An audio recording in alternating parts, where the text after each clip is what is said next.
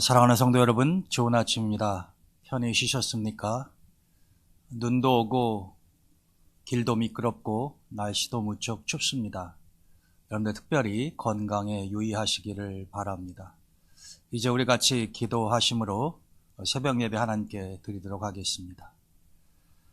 하나님 감사합니다. 날씨가 무척 춥습니다. 사랑하는 동대문의 모든 가족들을 하나님이 지켜주시고 이 어려움 가운데에서 저희들이 잘 지낼 수 있도록 하나님께서 도와주시기를 원합니다. 오늘도 하나님 앞에 저희들이 새벽 예배를 드립니다. 하나님 준비하신 귀한 말씀을 통하여 은혜 받게 하시고 또 그 말씀대로 살아갈 수 있는 믿음을 더해 주시기를 원합니다. 오늘 이 아침에도 하나님의 나라를 위하여 귀한 예물을 드린 손길들이 있습니다. 하나님 기억하시고 그들의 가정에 물질적으로 어려움이 없도록 하나님이 채우시며 하늘일마다 형통케 하여 주시기를 원합니다. 이 새벽 예배 시종을 주님께 부탁드리며 예수님의 이름으로 감사 기도드립니다. 아멘. 오늘 주시는 하나님의 말씀은 창세기 20장 8절에서 18절까지입니다. 아비멜렉이 그날 아침에 일찍이 일어나 모든 종들을 불러 그 모든 일을 말하여 들려주니 그들이 심히 두려워하였더라. 아비멜렉이 아브라함을 불러서 그에게 이르되 내가 어찌하여 우리에게 이렇게 하였느냐? 내가 무슨 죄를 내게 범하였기에 내가 나와 내 나라가 큰 죄에 빠질 뻔하게 하였느냐?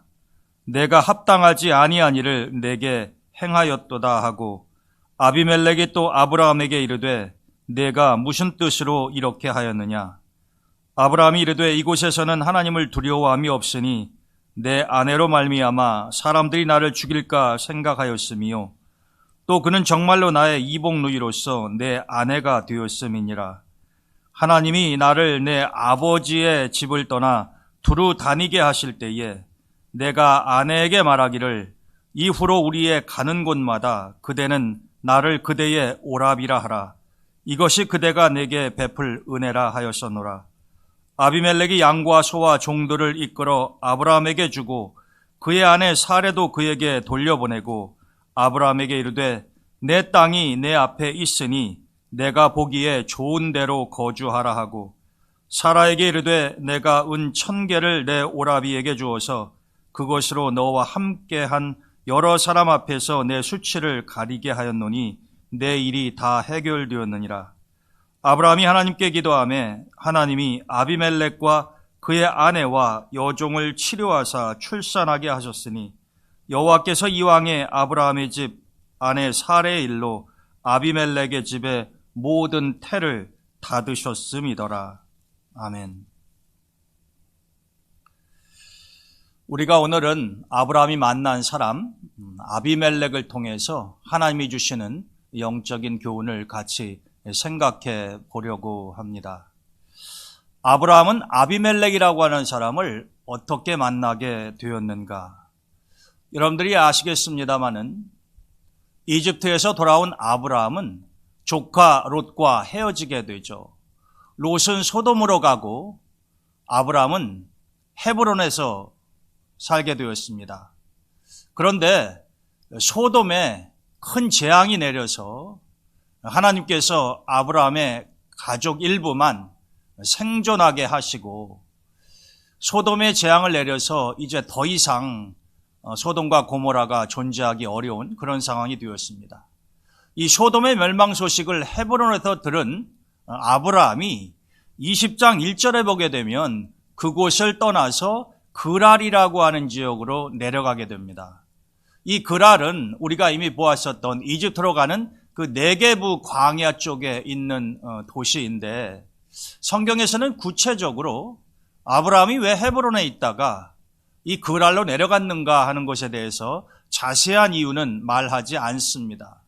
다만 추측하기로는 흉년이 들어서 그렇지 않았을까 짐작은 하지만 명확한 이유는 설명이 되어 있지 않습니다. 그런데 그 그랄에는 아비멜렉이라고 하는 사람이 왕으로 다스리고 있었는데 이제 그곳에서 아브라함은 훗날 아내 사라와 함께 헤브론으로 돌아와서 그곳에 묻힙니다마는 이제 이 헤브론으로 다시 돌아오기 전까지는 당분간 이 그랄과 브엘세바에 머무르게 됩니다. 근데 아브라함이 이 그랄에 내려갔을 때에 아비멜렉이 아내 사라를 보고 예전에 바로가 그랬던 것처럼 이제 사라가 결혼을 하지 않은 아브라함의 누이 동생이라고 하는 소식을 듣고 사라를 취하려고 합니다. 우리가 이미 보았었던 이 아브라함과 사라가 이집트에서 경험했었던 것과 아주 유사한 상황이 다시 발생하게 된 것이죠. 근데 하나님께서 꿈속에 아비멜렉에게 나타나셔서 너는 사라를 취하지 말라. 그렇지 않으면은 너희 집안에 재앙이 임하게 될 것이고 너는 목숨을 잃게 될 것이다 라고 하는 말씀을 하셨습니다. 그러니까 아비멜렉이 꿈속에서의 대화입니다만 우리가 창세기 20장을 읽어보게 되면 참 흥미로운 장면인데 아비멜렉이 하나님께 이야기합니다. 하나님, 내가 무슨 죄가 있는 겁니까? 저는 단지 사라가 아브라함의 누이라고 이야기했기 때문에 제가 온전한 마음과 깨끗한 손으로 그녀를 취하려고 했습니다. 제가 무슨 사악한 짓을 한 것이 아니지 않습니까? 그랬더니 하나님께서도 이 아비멜렉의 말을 수긍하시고 인정해 주셨습니다. 그래, 맞다. 내가 어떤 죄악을 지금 범한 것은 아닌데 내가 앞으로 죄를 범하지 않게 하기 위해서 내가 이렇게 꿈에 나타나서 너에게 사라를 취하지 말라고 말하는 것이니 너는 사라를 다시 아브라함에게 돌려보내라. 그리고 꿈이 깼습니다. 아비멜렉이 자기 집안의 종들이나 사람들을 불러서 꾼 꿈에 대한 이야기를 했던 모양이에요. 그랬더니 아비멜렉의 주변 사람들도 굉장히 두려워하였습니다. 그래서 아비멜렉이 아브라함을 불러서 호되게 야단을 치죠. 너는 어찌해서 나한테 거짓말을 해서 이런 낭패를 경험을 하게 하느냐. 아비멜렉 앞에서 아브라함이 변명을 합니다. 여러분 기억하십니까? 예전에 바로가 똑같은 일을 경험을 해서 아브라함을 불러서 그를 책망하고 난 이후에 아브라함의 이야기를 들어보지를 않고 바로 이집트에서 내보냈었던 것을 우리는 이미 살펴보았습니다. 그런데 오늘 본문의 말씀을 보면 아비멜렉은 좀 달랐습니다.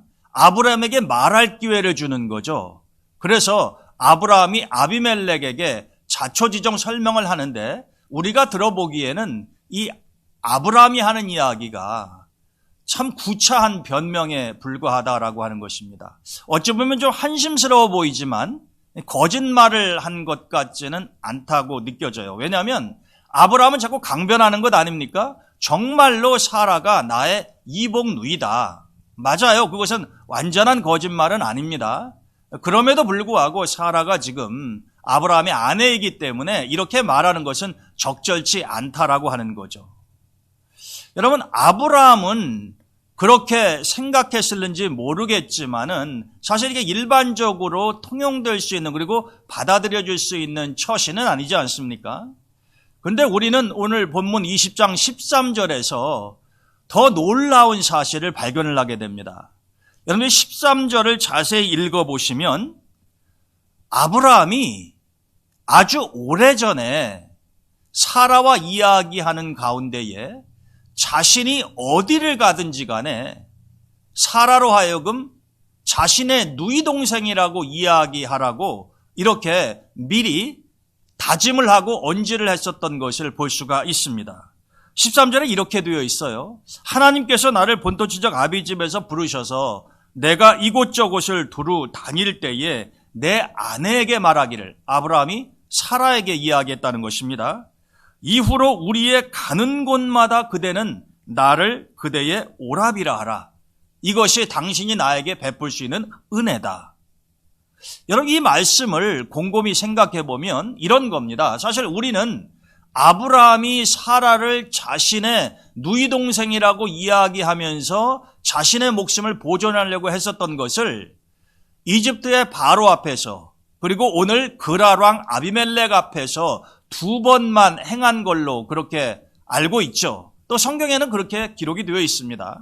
그러나 사실 이집트에 내려가기도 전에 그라랑 아비멜렉 앞에 있기도 전에 아주 오래전에 갈대아 우르 또 하란을 떠나서 가나안으로 들어올 때부터 아브라함은 이렇게 사라와 약속을 했던 겁니다.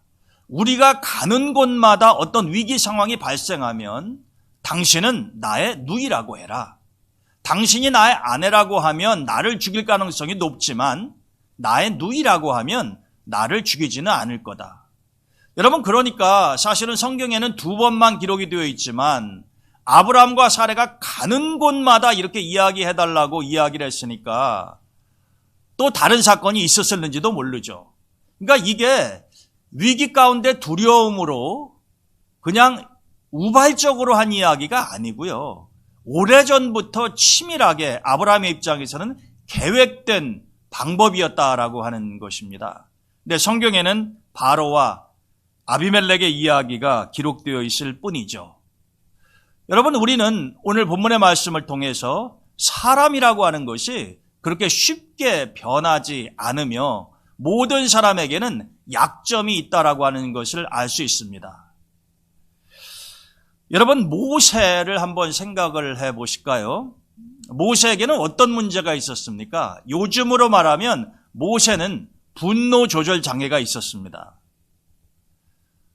모세가 이집트의 왕자일 때 자기의 동족인 히브리 사람들이 애굽 사람들에게 박해를 받는 것을 보고 그들을 구하기 위해서 모세가 이 이집트 사람을 쳐서 죽이지 않습니까? 그리고 그것이 문제가 되어서 미디안 광야로 도망을 가게 되죠.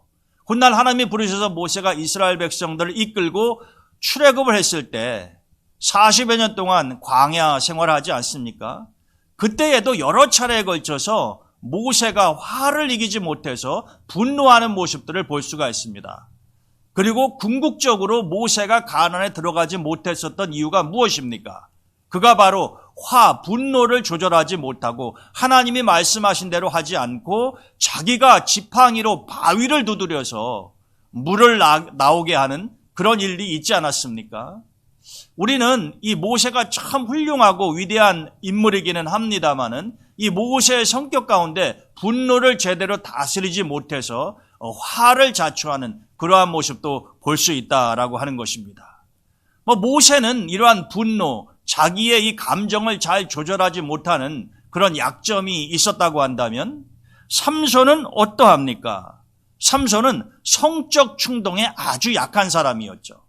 여러분, 사람마다 생김새도 다르듯이 성격도 다르고 각자가 가지고 있는 장점과 단점도 다르지 않습니까? 모세나 삼손은 어찌 보면은 참 위대한 하나님의 사람으로 쓰임 받을 그런 인물들이었었지만은 완벽한 사람은 없는지라 그들에게도 이런 약점이 있었다라고 하는 것입니다.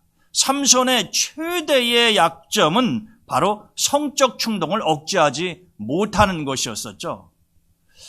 여러분, 사사기에 보게 되면은 우리가 삼손에 대한 이야기를 볼 수 있는데 이제 삼손이 하나님의 은혜 가운데 마노아의 집에서 출생을 하지 않습니까? 그리고 삼손이 태어나면 그를 나시린으로 구별해서 하나님께 온전하게 드리겠다. 부모님들이 또 그렇게 서원하지 않습니까? 또 하나님이 삼손이 그렇게 길러지기를 원하셨죠.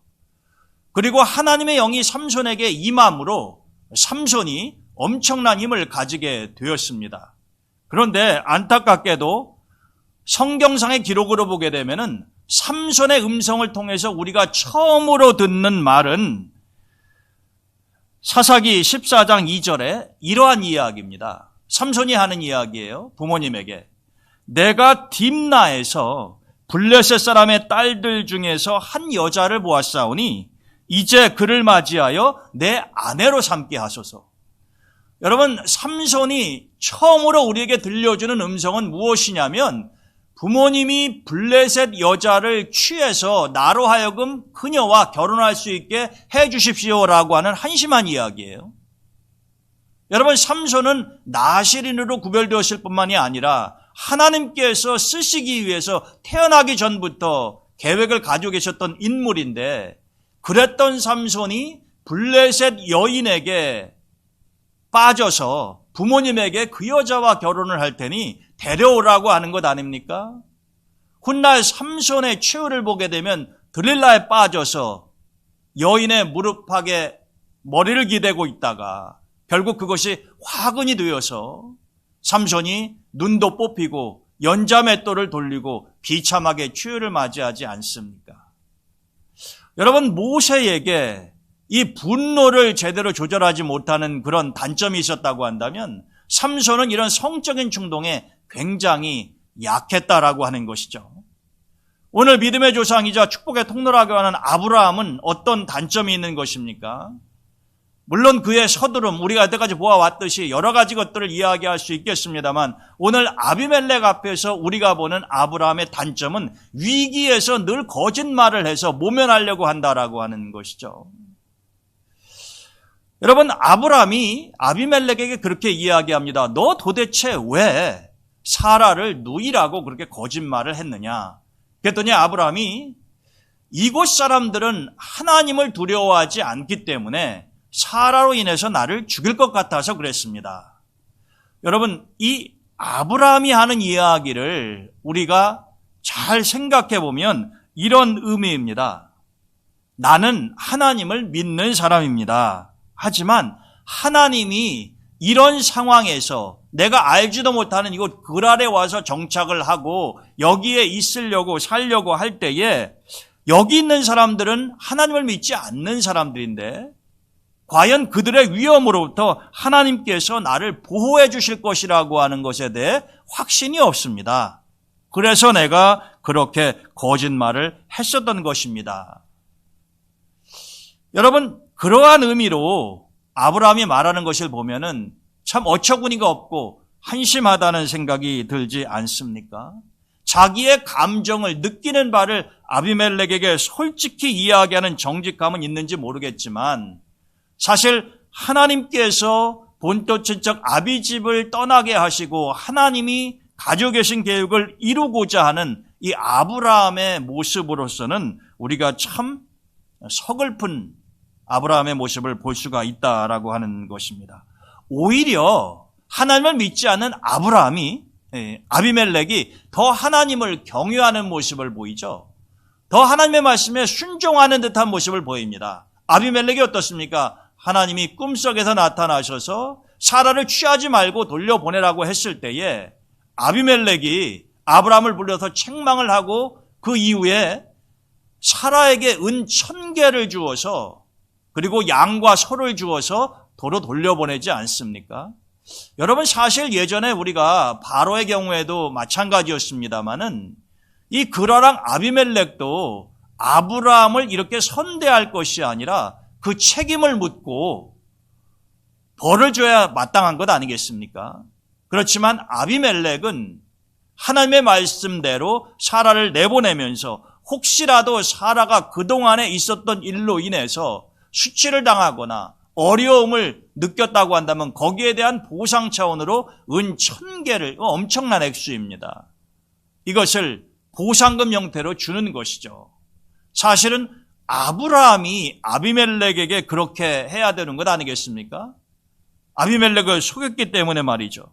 우리는 아비멜렉과 아브라함의 만남 가운데에서 하나님을 믿지 않는 아비멜렉이 오히려 더 하나님 앞에 올바른 행동을 하는 것을 우리가 볼 수 있고, 반면에 하나님의 사람이라고 하는 아브라함은 부정직하고 부도덕하게 행동하는 것을 볼 수가 있다라고 하는 것입니다. 하나님께서 아비멜렉이 사라를 돌려보내고 난 이후에 막혔던 아비멜렉 집안의 여자들의 태문을 열어서 이제 잉태의 복을 허락을 해 주셨습니다. 여러분, 이것이 오늘 본문에서 이제 처음으로 아브라함이 아비멜렉을 만나는 장면입니다. 그런데 창세기 21장에 보게 되면 또 한 번 아비멜렉과 아브라함의 만남의 장면이 있습니다. 몇 년 세월이 흐르고 난 다음이에요. 그 사이에 어떤 일이 있었을까요? 창세기 21장 전반부를 읽어보시게 되면은 이제 이 사건이 있고 난 후에 아브라함의 집안에 이삭이 태어납니다. 그리고 우리가 하갈과 이스마엘 볼 때 이미 살펴보았습니다마는 이삭이 젖을 뗄 무렵 약 3살쯤 됐을 때에 이스마엘이 이삭을 놀린다고 하는 이유 때문에 하갈과 이스마엘이 쫓겨나지 않습니까? 그래서 그들이 부엘세바 광야를 헤매게 되죠. 그 상황에서 하나님께서 하갈과 이스마엘을 돌보시는 모습을 우리가 보았습니다. 결국에 아브라함은 마음이 아팠지만 하갈과 이스마엘을 집에서 내어 쫓죠. 그 일이 있고 난 다음에 아비멜렉이 아브라함을 찾아오는 일이 발생합니다.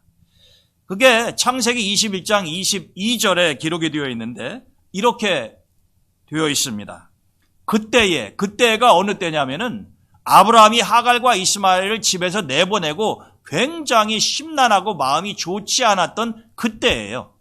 그때 갑자기 아비멜렉과 또 아비멜렉의 신하인 군대장관 비골이라고 하는 사람이 찾아왔습니다. 왜 도대체 이 상황에서 아비멜렉이 아브라함을 찾아왔던 것일까? 우리는 구체적인 이유는 알 수 없지만 찾아와서 아비멜렉이 아브라함에게 무엇을 원했는가 하는 것은 성경의 기록을 통해서 알 수가 있습니다. 아비멜렉이 이렇게 이야기해요. 내가 믿는 하나님은 진정한 신이시고 하나님이 너와 함께 하신다고 하는 것을 내가 안다. 그러니 앞으로 내 자손들과 너의 후손들이 서로 싸우지 말고 같이 화목하게 지내겠다라고 하는 것을 약속해달라고 하는 것입니다. 여러분 어찌 보면 아브라함의 입장에서는 굉장히 의외의 상황이죠. 그러나 아비멜렉의 입장에서 보게 되면은 충분히 그럴 만한 이유가 있다고 판단한 겁니다. 여러분 사라를 내보내면서 아브라함을 불러서 책망을 하기는 했지만 아비멜렉이 아브라함에게 뭐라고 이야기하느냐면 너는 내가 다스리는 이곳 그랄에서 거주해도 좋다라고 이야기합니다. 그래서 아브라함과 사라가 그랄에서 거주하는 동안에 이삭이 태어나고 이삭이 성장을 하게 되는 것입니다. 이건 그랄 땅에서 일어나는 일이에요. 여러분 아비멜렉의 입장에서는 아브라함이 그랄을 떠나지 않고 자기가 다스리는 지역에 살고 있었기 때문에 몇 년 동안 이 아브라함에 대해서 눈여겨봤을 거다라고 하는 것입니다. 사라의 사건도 있었죠. 그렇기 때문에 우리라고 하더라도 당연히 저 아브라함이라고 하는 사람이 내 영토인 이 그랄 안에서 어떻게 지내는지 당연히 궁금하지 않겠습니까? 그동안에 아브라함의 집안에서 어떤 일들이 일어났었는가 하는 모든 것들을 아비멜렉은 알고 있었을 가능성이 높습니다. 그런데 아비멜렉이 보니까 정말로 아브라함은 하나님께서 지키시고 하나님께서 돌보시는 사람이다라고 하는 확신을 갖게 된 거예요. 그래서 찾아옵니다. 찾아와서 바로 하는 말이 정말로 하나님은 너와 함께 계시다. 이것은 아브라함의 신앙 고백 같은 이야기 아닙니까? 내가 그렇게 알고 있다는 거예요. 내가 바로 아브라함 내가 믿는 여호와 하나님을 너처럼 믿지 않는지는 모르겠지만은 당연히 아비멜렉은 이방의 신을 섬기는 사람 아니었겠습니까? 그러나 나는 적어도 여호와 하나님이 너와 함께 계신다고 하는 것을 알고 있고 그렇기 때문에 나는 내 자손들이 내 후손들과 함께 화목하게 지내기를 원한다. 여러분 아비멜렉이 왜 그런 제안과 요청을 하겠습니까? 하나님이 돌보시는 아브라함과 그의 후손들과 잘 지내는 것이 자신뿐만 아니라 자신의 자손들에게도 유익함이 있을 거라고 판단했기 때문에 그런 것 아니겠습니까? 여러분 그래서 아브라함은 생각지도 않은 아비멜렉의 방문을 받고 난 후에 그렇게 허락을 해줍니다. 그래서 아브라함과 아비멜렉 사이에 일종의 언약을 맺게 되죠. 앞으로 우리 후손들은 서로 싸우지 않고 화평하게 잘 지내도록 한다. 근데 여러분 이러한 언약을 맺으면서 아브라함이 아비멜렉에게 이런 이야기를 합니다. 사실은 지금 내가 이 부엘세바 지역에 우물을 여러 개를 봤는데 너희의 사람들이 와서 이 우물을 전부 다 빼앗아갔다. 여러분 근데 아비멜렉은 그 이야기 아브라함이 하는 이야기를 듣고 나는 그런 사실을 몰랐다고 이야기합니다. 아비멜렉이 정말 모를 수도 있어요. 자기 밑에 있는 사람들이 아브라함이 팠던 우물들을 빼앗고, 아비멜렉이 원래 그랄에 살지 않습니까? 이 이스라엘의 지도를 보게 되면은 그랄에서 브에르세바까지 아주 먼 거리는 아닙니다만은 이 그랄에 거주하는데 지금 우물을 브에르세바에 가서 팠다라고 하는 이야기예요. 우리가 나중에 이제 또 기회가 되면은 이삭의 삶을 통해서 아브라함이 브에르세바 지역에 팠었던 우물에 대한 이야기를 다시 보게 될 텐데, 그러니까 여러분, 이 그랄에서 거주하다가 이 브에르세바까지 이 아브라함이 쫓겨왔다고 할까요? 그래서 이 브에르세바에 우물을 팠는데 이 아비멜렉 사람들이 그것을 빼앗았다라고 하는 것입니다. 그러니 그 문제를 해결해 달라고 하는 거죠. 그래서 아비멜렉이 나는 그것은 처음 듣는 이야기인데 그게 만일 사실이라고 한다면 내가 너의 말대로 해주겠다는 겁니다. 그것은 내가 판 우물이기 때문에 내 소유가 맞다고 하는 것을 내가 인정해 주겠다라고 하는 것이죠. 그런데 여러분, 아비멜렉 사람들이 아브라함이 판 우물을 빼앗아가지고 사용을 했으면 누가 손해배상을 해줘야 되겠어요? 당연히 아비멜렉이 해줘야 될 것 아닙니까? 그런데 놀랍게도 아브라함이 아비멜렉의 그 이야기를 듣고 암양새끼 7마리를 아비멜렉에게 줍니다. 왜 주었을까요? 그것은 바로 내가 판 이 우물들이 내 소유임을 내가 인정하라는 것입니다. 내가 공짜로 얻는 것이 아니라 내가 값을 지불하고 산다는 개념이죠. 여러분, 이것은 참 놀라운 일입니다. 왜냐하면 나중에 창세기 23장에 보게 되면 사라가 헤브론에서 죽습니다. 사랑하는 아내가 죽었으니까 어디엔가 장례를 치러서 묻어야 될 것 아닙니까? 그러할 때에 아브라함은 에그론이라고 하는 사람이 가지고 있었던 이 막벨라 굴을 사기를 원했어요. 그런데 주인이 팔아야 살 수 있는 것 아닙니까?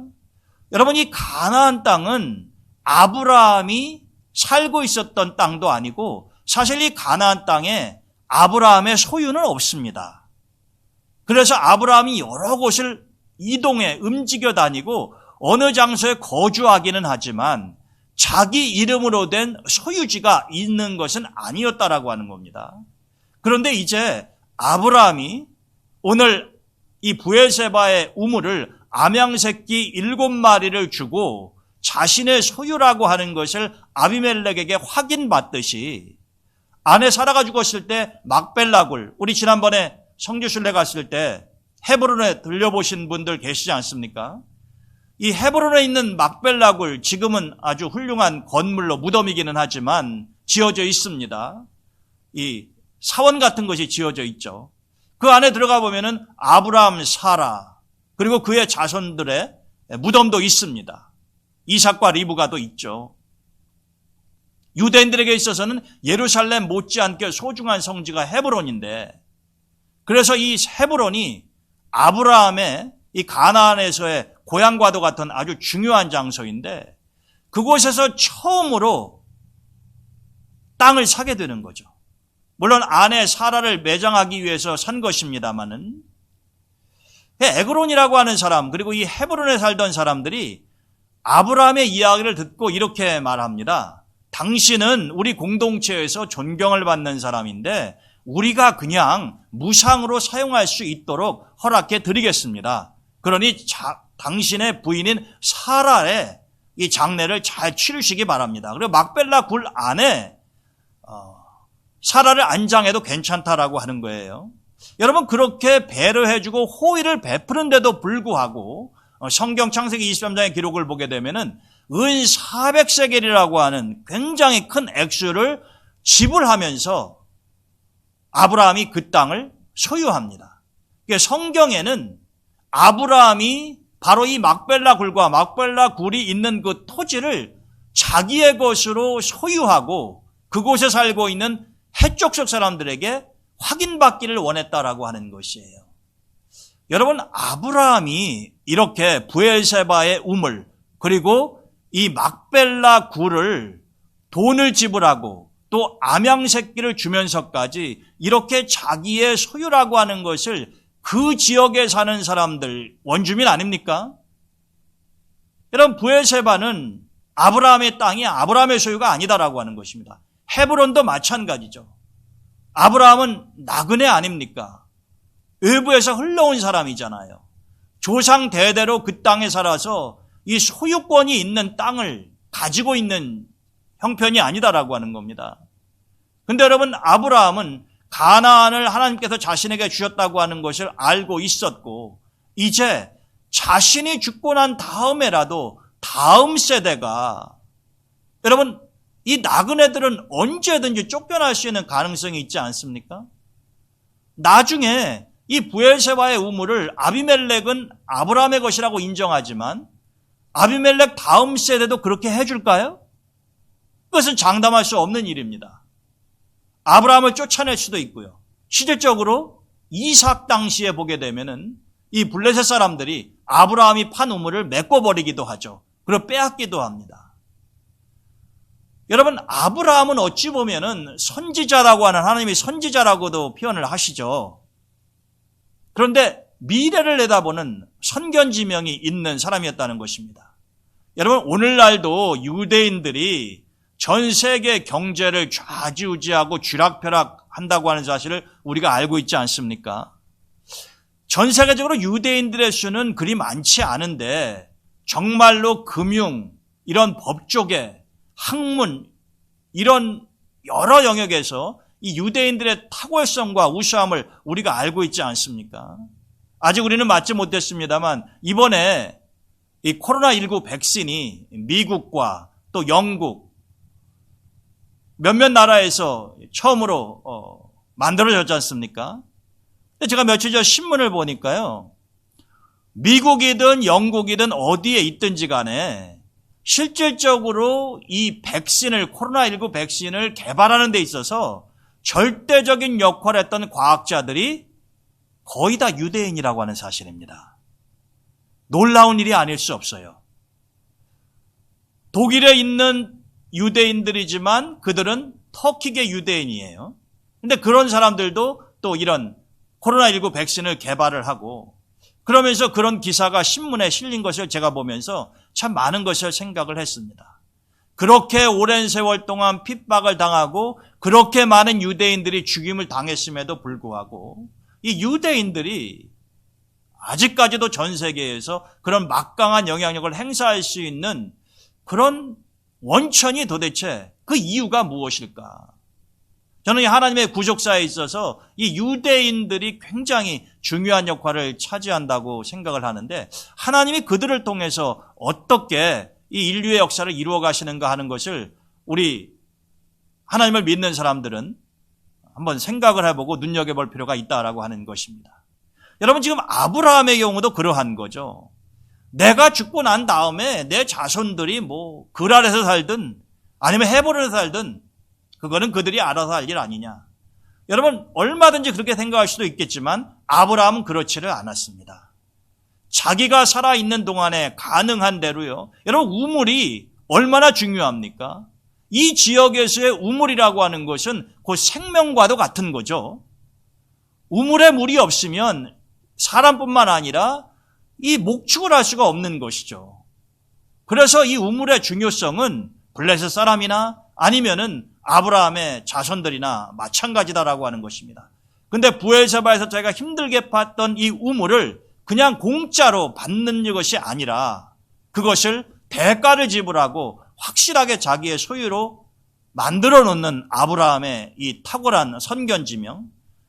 여러분, 앞으로 이 막벨라 동굴도 마찬가지입니다만 공짜로 준 것은 언제든지 준 사람이요, 말을 바꾸어서 빼앗는다고 하더라도 별로 대항할 수 있는 논리가 성립이 안 되죠. 원래 그 사람 것이었기 때문에. 근데 아브라함처럼 은 400세겔이라고 하는 엄청난 돈을 지불을 하고 충분한 대가를 정당하게 지불하고 난 다음에 사람들이 그래, 이곳은 내 소유지다라고 이야기를 하고 인정해 준다고 하면 훗날 아브라함이 세상을 떠나고 난 다음에라도 이야기가 달라지는 거죠. 왜? 조상인 아브라함이 정당한 대가를 지불했기 때문에 해쪽 속의 사람들도 막무가내로 그것을 자신들의 것이라고 주장하기는 어렵지 않겠습니까? 여러분, 여기에서 우리는 아브라함이 미래까지 내다보는, 자기의 후손들까지도 생각하는, 그래서 이 막벨라 동굴에는 정말로 사라와 아브라함만 묻힌 것이 아니라 그의 자손인 이삭과 또 리브가 늘이 계속 자손들이 묻히게 된다라고 하는 것입니다. 여러분, 이것이 성경에 나와 있는 아브라함과 아비멜렉의 만남에 관한 이야기인데, 오늘 우리가 아비멜렉과 아브라함 이 두 사람을 통해서 생각해야 할 영적인 교훈이 무엇입니까? 때로는 하나님의 사람이 하나님을 믿지 않는 사람들에게 부끄러움을 당하는 경우가 있는 거죠. 이미 우리가 바로의 경우에도 살펴보았습니다마는 아비멜렉의 경우에도 마찬가지죠. 사실 아비멜렉이 무슨 죄가 있는 것입니까? 하나님의 사람인 아브라함이 정확하게 이야기하지 않고 일종의 거짓말을 했기 때문에 아비멜렉의 집안이 어려움을 당한 것 아닙니까? 그럼에도 하나님을 믿지 않는 아브라함은 하나님의 사람이라고 하는 아브라함보다도 아비멜렉은 훨씬 더 인간적으로 정직하고 올바른 태도를 보이는 것을 우리가 볼 수 있죠. 우리가 하나님을 믿는다고 하면서 아브라함처럼 세상 사람들에게 말하고 비춰진다고 한다면 이것은 하나님의 영광을 가리는 일이 될 수밖에 없다라고 하는 것입니다. 저는 아브라함이 진정으로 하나님을 믿는 사람이었고 이게 처음 있었던 일이 아니잖아요. 예전에 이집트에 가서 자기가 거짓말을 함으로 인해서 아내 사라가 어떤 어려움을 겪었고 하나님이 어떻게 그 문제를 해결해 주셨는가 하는 것을 아브라함은 생생히 기억하고 있을 것 아닙니까? 그럼에도 불구하고 같은 상황에 비슷한 위기가 닥치니까 아브라함은 예전에 하나님이 하셨던 모든 일들을 전혀 기억하지도 못하는 것처럼 또 거짓말을 함으로 그 위기를 모면하려고 한다라고 하는 거죠. 여러분, 그래서 사람은 참 쉽게 변하지 않아요. 특별히 자기가 가지고 있는 약점과 단점에서 자유로워지기가 쉽지 않다라고 하는 것입니다. 우리가 모세와 삼손에 의해서도 보았던 것처럼 말입니다. 그런데 우리는 그렇게 행동하거나 말해서는 안 된다라고 하는 거죠. 아브라함이 예전에 이때도 그런 일을 한번 겪었으면 그랄 땅 아비멜렉 앞에서 이런 상황이 발생하지 않도록 했어야 하는 것이 당연한 것입니다. 비록 그랄이 나에게는 낯선 땅이기는 하지만 예전에 하나님이 이집트에서 나를 보호해 주셨던 것처럼 내가 사라를 내 아내라고 말해도 하나님은 분명히 나를 지키시고 보호해 주실 것이다. 여러분, 이렇게 당당한 모습으로 그곳에서 아비멜렉을 또 만나고 그곳에서 정착할 수 있었다고 한다면 훨씬 더 아름다운 일이 아니겠습니까? 우리는 위기 가운데서 흔들리기가 쉬워요. 그러면 과거의 잘못된 습성들, 이런 모습들이 다시 고개를 들기 시작한다라고 하는 것입니다. 그러할 때에 우리가 단호하게 아니다라고 이야기할 수 있어야 되는 것이고 하나님을 기억하면서 하나님 안에서 문제를 해결할 수 있는 지혜가 있어야 된다라고 하는 것입니다.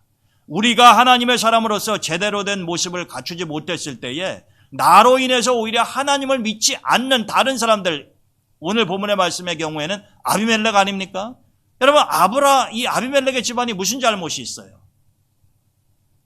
아브라함으로 인해서 그런 어려움을 겪게 되지 않았습니까? 이것은 하나님의 사람으로서는 할 일이 아니다라고 하는 것이죠. 그리고 우리는 아브라함처럼 무엇인가 필요하고 소중한 것에 대해서 정당하게 값을 지불하고 또 그것이 미래 세대를 내다보는 필요한 일이라고 하는 그 지혜를 가질 수 있으면 좋겠어요. 지금 당장만이 아니라 멀리 내다볼 수 있는 지혜가 있어야 된다라고 하는 것이죠. 유대인들의 삶 속에서 우리가 이런 아브라함의 탁월한 선견 지명과 그러한 모습들을 보게 됩니다. 이것이 어쩌면 이 유대인들의 우수함, 다른 민족들과 비교해서 많은 역경과 시련을 겪었음에도 불구하고 세계에 큰 영향력을 미칠 수 있는 그런 힘을 가지게 된 원천이 아닌가 생각을 합니다. 여러분, 오늘 우리가 아브라함과 아비멜렉의 삶을 통해서 아비멜렉에 또 한 번 부끄러움을 당하죠. 그런 그의 모습을 보면서 좀 안타까움도 또 부끄러운 생각도 듭니다만 그것이 어쩌면 우리의 모습일 수도 있다라고 하는 것이죠. 우리가 아브라함과 아비멜렉의 모습을 통해서 그것을 타산지석으로 삼아서 우리는 아브라함이 잘못한 것이 있으면 그렇게 행동하지 아니하고 정말로 하나님의 사람으로 멋있게 하나님을 온전하게 의지하면서 어디에서나 당당하게 지금 당장에 국한된 것이 아니라 앞을 내다보면서 살아갈 수 있으면 좋겠습니다. 오늘 하루도 우리 동대문의 모든 가족들이 그렇게 사시기를 주님의 이름으로 축원드립니다. 네, 여러분, 날씨가 무척 춥고 다음 주 초까지는 이런 한파가 계속되리라고 생각을 합니다. 무엇보다도 여러분들 건강에 유의하시고 이제 내일 하루 남았습니다. 신년 특별 새벽 기도에 여러분들 교회는 못 오시더라도 또 영상으로 들으시면서 기도해 주시고 하나님 주신 말씀대로 사시기를 축원드립니다. 오늘 또 기도할 때에 한파 가운데서 또 코로나19의 위협 가운데에서도 하나님 우리 동대문의 모든 가족들을 지키시고 우리 자녀들의 앞날을 하나님이 선한 길로 인도하시고 또 이 나라와 이 민족을 하나님이 지켜주시도록 기도해 주시기를 바랍니다. 자, 기도하고 마치도록 하겠습니다. 하나님 감사합니다. 오늘 아브라함이 아비멜렉을 만나서 경험했었던 일들을 통해서 우리 자신의 모습을 돌아봅니다. 때로는 하나님, 우리가 아브라함처럼 자신이 하나님의 백성이라고 하는 사실을 잊어버리고 하나님을 온전히 신뢰하지 못하는 가운데 이를 어렵게 하고 세상 사람들에게 부끄러움을 당하는 경우가 있습니다. 나의 단점으로 인해서 위기를 모면하고자 하는 인간적인 생각 때문에 이를 더 그리치는 경우도 있습니다. 하나님, 우리가 아브라함의 모습을 보면서 우리가 하나님 앞에 온전한 믿음을 가지고 오로지 하나님만을 의지하며 올바로 설 수 있기를 간절히 소망합니다. 또 하나님, 우리가 지금 당장이 아니라 먼 미래를 내다볼 수 있는 지혜도 허락해 주시고 우리는 연약하니 하나님께서 아브라함을 위기 가운데서 건지시고 돌보아 주셨던 것처럼 우리의 삶도 하나님이 이끌어 주시기를 간절히 원합니다. 오늘 하루 하나님이 우리 동대문의 모든 가족들과 함께 하시고 평안케 하시며 우리의 기도를 또한 하나님이 들어 응답해 주시옵소서. 예수님의 이름으로 감사하며 기도드립니다. 아멘.